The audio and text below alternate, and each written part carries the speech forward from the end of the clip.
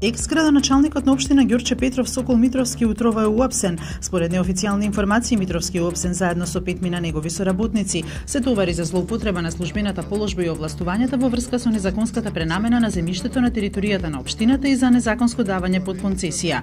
Митровски, кој беше градоначалник на општината од 2005 до 2017 година, се уште е на распит.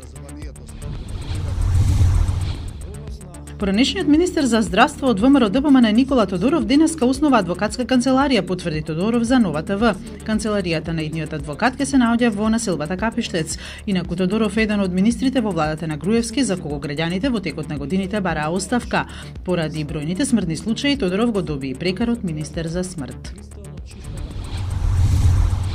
Во крвавиот напад на Менхетен загина 8 луѓе, од кои една белгијка која со мајката и сестрата биле на туристичко патување во Америка и 5 пријатели од Аргентина кои дошле во Њујорк за да прослават 30 години од матура.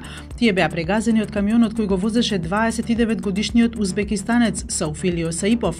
Во неговиот камион била пронајдена порака дека делото го направил во име на Исламската држава, поради што САД овој напад го квалификуваа како тероризам.